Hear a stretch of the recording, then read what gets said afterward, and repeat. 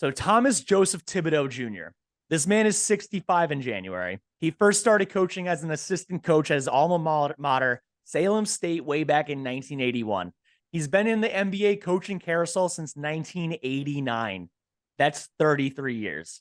He was an assistant for 21 years, and then he finally got a head coaching job in 2010. He was 52 years old when he got his first head coaching job. Now, I'm saying the age every single time to prove a point. He's never been married. I repeat, he's never even had a reported relationship since his fiance and him broke up that he met at Salem State in the early 90s. He graduated in 81. He hasn't had a relationship since the early 90s. He's been eating, sleeping, breathing basketball coaching since 1989. He wore his welcome in Chicago in 5 years. He made it less than 3 years in Minnesota, a job he took when he was 58. And now, barring any major real development or thought process changes, which you can't teach an old dog new tricks, he's not going to make it 3 years in New York. His thought process is so antiquated for coaching in the modern day NBA. I don't even know if he knows you can use a challenge prior to the fourth quarter. I also don't know if he knows what momentum is or if it matters if you use the challenge prior to the fourth quarter. His specialty, air quotes for this one, major specialty, is defense. But the players who have been on his team, including the leaders, RJ Barrett and Julius Randle, under his tutelage for over 2 years are constantly out of position. His choice of defensive play is clog the paint and let the other team shoot threes. His players don't know which guys to let shoot threes. This is 2022. 19 teams shoot over 35% from three. 10 years ago, when he was 2 years into coaching, that was only at 12.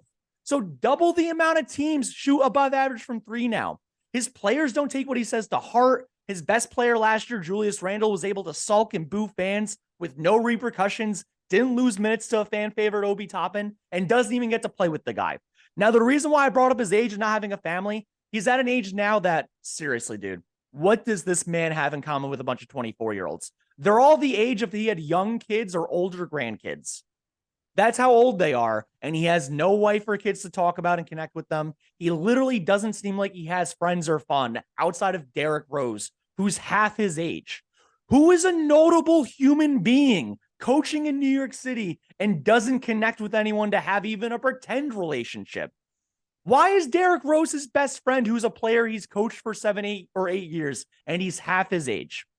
Think of it from a non-basketball standpoint. Anyone listening to this has, over the age of 17, has had at least one job before.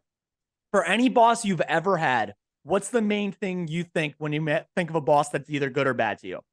It's connecting with you and your coworkers. Can you reach a common ground on things that aren't related to work, or do you just go to work and get ordered around all day until you got to go home? I personally don't want to live that way, and I'm not connecting to a guy that does. Does anyone think 65-year-old Tom Thibodeau is making anyone other than Derrick Rose feel connected in an off-court sense? Probably not. Especially not IQ, Cam, or Obi. All the younger players on the team. Probably not Jericho Sims or Deuce McBride, who don't even get minutes. And definitely not Evan Fournier, this poor $18 million a year guy that has to go through his Twitter mentions and get booed by fans all the time. He's lost his confidence on offense, and he has no defensive skill. You know what Thibs is going to say to that dude? Nothing. He's not going to be able to tell him anything. He's not going to be like, I'll tell you how to deal with your fans on social media. He's 65. His opinion or his rationale would just be like, get off social media, man. You don't need that. All right, cool, man. I'm a 31-year-old guy. I'll just get a flip phone because I'm not a Frenchman in New York City that's attractive. Or on the Knicks. Let me just get off social media altogether. That's not happening. Thibs doesn't know how to connect with people. He's been long overdue to not do this job anymore. And he's on his third job in 10 years, not because he's actually good at it, but because it is a reputation he built from 1989. And 1989 to 1999 was that man's prime to coach, and he was only an assistant. It's not 2022, and you're not supposed to clog the damn paint when people shoot 37% on average in the league. Thibodeau, get out of here. Get off my team. Incredible. That was very, very, very well said. Two minor takeaways, I should say. Because that was, everything was just very, very well put together, and I really enjoyed that. And great job, Joey. Two things. Thank you. So number one, Evan Fournier has a wife and kids. Just to put that out there, Evan Fournier is not. I mean, I would hope for his wife and kids' sake that he's not out on the town It's not about him actually doing that. It's like how to handle the negativity on social media. Yeah, but you're like, I'm a 31-year-old French guy living in New York. I Who's get the. attractive. I didn't mean to imply it like that. Just yeah, whatever. Who's attractive, so he's just out just slaying. I would hope not for his wife and kids.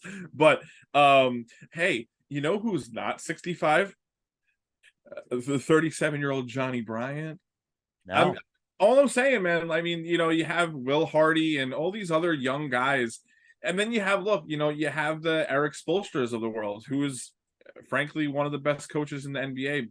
But he's not as old as Tom Thibodeau, so he connects with his players a little bit more. But he also has the issue of constantly favoring his veterans and really not giving the younger guys too much shine.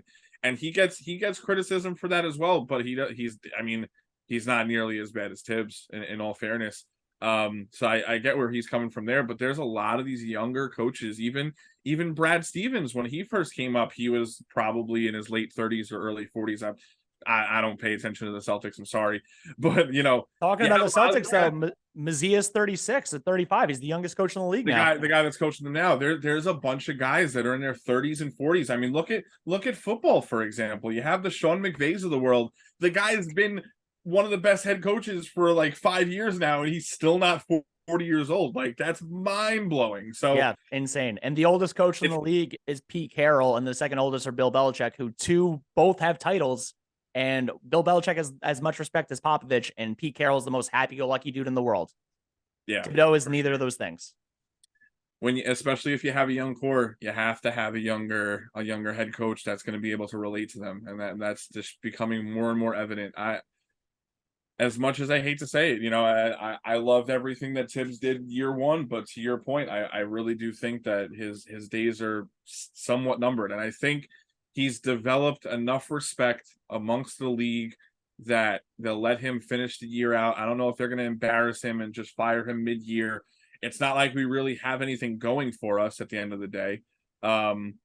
Except we did make the mistake last year of like being almost nearly mathematically eliminated. Instead of trying to lose games, we won a bunch of games, which was nice. Ending the year 9-3.